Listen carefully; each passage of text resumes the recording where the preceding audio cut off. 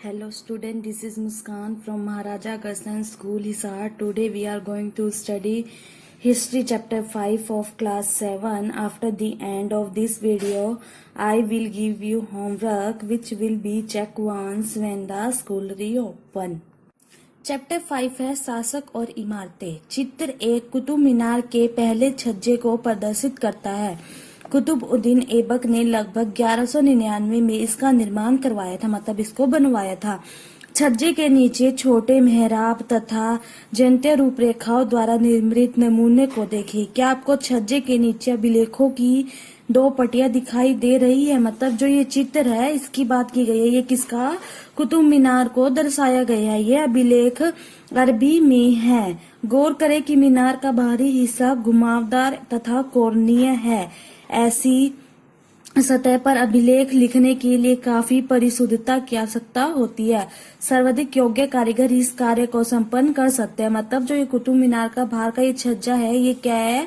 घुमावदार और क्या कोणीय है। तो इधर अभिलेख लिखने के लिए किसी योग्य कारीगर की, मतलब कोई योग्य कारीगर इस कार्य को पूर्ण कर सकता है। याद रखें कि 800 साल पूर्व केवल कुछ ही इमारतें पत्थर या ईंटों की बनी होती थी। 13वीं शताब्दी में कुतुब मीनार जैसी इमारत को देखने वालों का यह प्रभाव, मतलब पहले जो इमारत थी वो कुछ ही पत्थर और ईंट की बनी हुई थी, लेकिन जब 13वीं शताब्दी में कुतुब मीनार बना तो इसको देखने वाले पर क्या प्रभाव पड़ा होगा।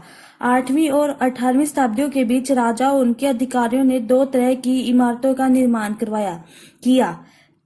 पहली तरह की इमारतों में सुरक्षित, संरक्षित और तथा इस दुनिया तथा दूसरी दुनिया में आराम विराम की भव्य जगह, किले, महल और मकबरे थे। और दूसरी श्रेणी में मंदिर, मस्जिद, हौज, कुएं, सराय तथा बाजार जैसी जनता के उपयोग की इमारतें थे। मतलब जो राजा थे 8वीं और 18वीं शताब्दी के बीच जो राजा थे उन्होंने दो तरह की इमारतें बनाई थी। एक जैसे भव्य महल, जगह जहाँ पर आराम किया जा सके, और दूसरा बाजार जैसी इमारतें बनाई थी जहाँ लोगों की सुरक्षा, जनता के उपयोग की इमारतें थी।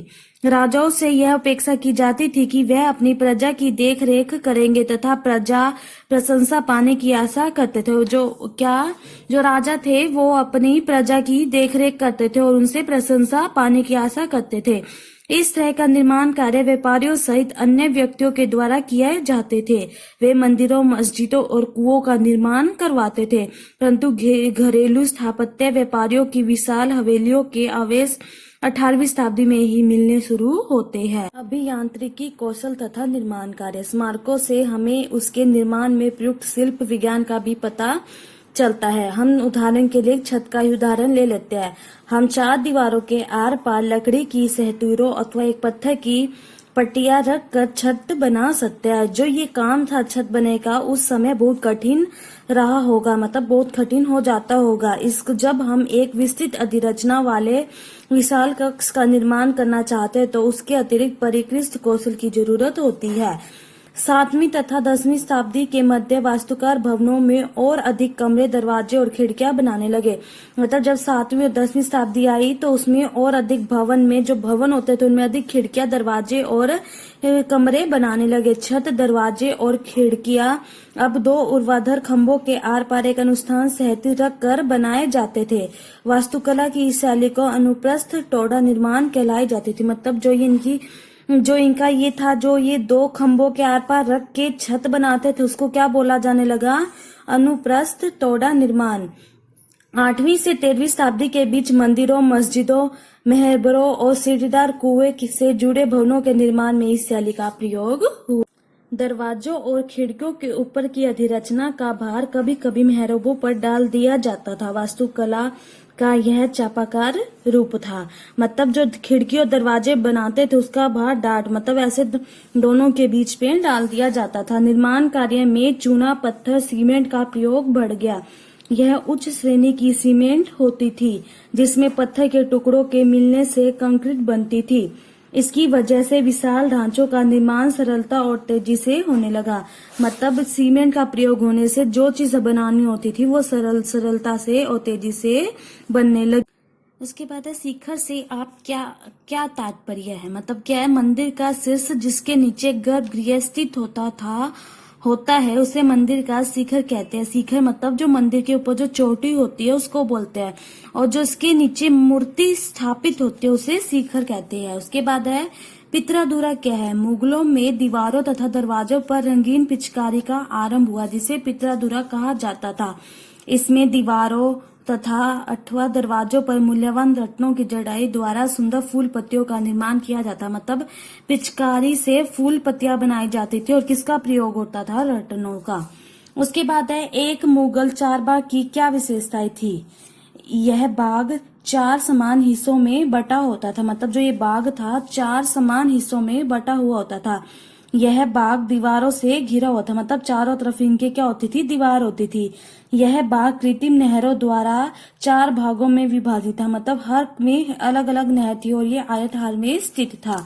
कुछ सर्वाधिक सुंदर 4 भागों का निर्माण जहांगीर और शाहजहां द्वारा कश्मीर, आगरा और दिल्ली में करवाया गया। उसके बाद है किसी मंदिर में एक राजा की महत्ता की सूचना कैसे मिलती थी।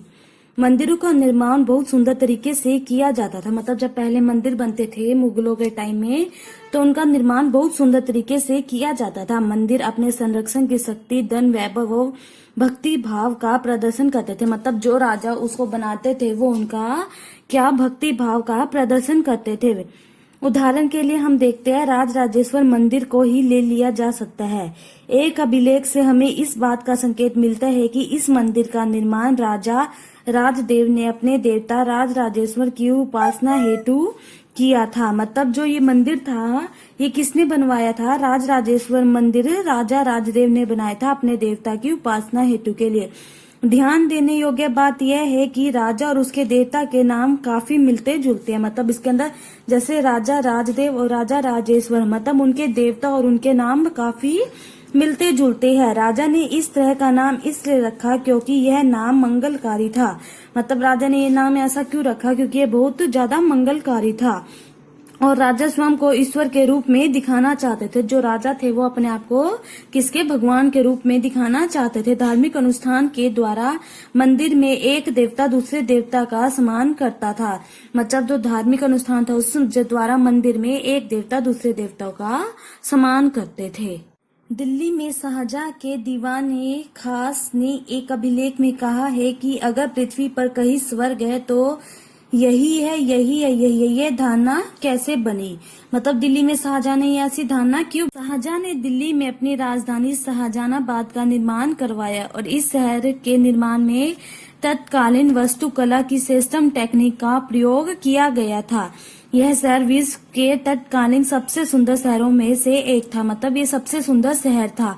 इस शहर की सुंदरता और वैभवता से अभिभूत होकर यह धारणा बनी कि यह स्वर्ग, जो ये शहर है वो स्वर्ग के समान सुंदर है। इसके बाद है मुगल दरबार में इस बात का कैसे संकेत मिलता है कि बादशाह से धनी, निर्धन, शक्तिशाली, कमजोर और सभी को न्याय मिलेगा।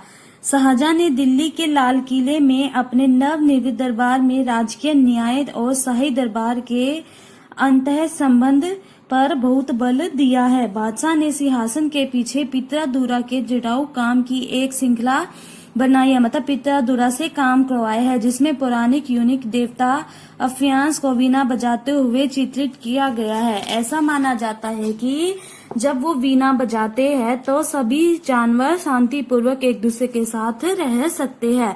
शाहजहां के सार्वजनिक सभा निर्माण का जो सभा है वो क्या निर्माण सूचित सूचना देती है कि न्याय करते समय राजा उच्च और निम्न सभी प्रकार के लोगों के साथ समान व्यवहार करेंगे। शाहजहां ने अपने शासन की भव्यात्मक वास्तुकलात्मक उपलब्धि ताजमहल के नक्शे में नदी तट बाग की योजना अपनाई। यह सफेद संगमरमर का मकबरा नदी तट में एक चबूतरे पर तथा बाग उसके दक्षिण में बनाया गया था। नदी पर सभी अभिजातों पर पहुंचकर नियंत्रण हेतु शाहजहां ने इस वास्तुकलात्मक रूप को विकसित किया। दिल्ली में शाहजहानाबाद में उसने जो नया शहर निर्मित करवाया उसमें शाही महल नदी पर स्थित था। केवल विशिष्ट कृपा प्राप्त अभिजातों जैसे उसके बड़े बड़े दारा सिखों को ही नदी पहुंच मिली थी। अन्य सभी को अपने घरों का निर्माण यमुना नदी से दूर शहर में करवाना पड़ा था। मतलब जो बड़े बड़े उसके लोग थे, सिर्फ उनको ही यमुना नदी के तक पहुंच मिली थी, बाकी सबको नदी के दूर अपने शहर को बसाना पड़ा था। आज आपका होमवर्क है इसी चैप्टर के questions right and learn. Thank you.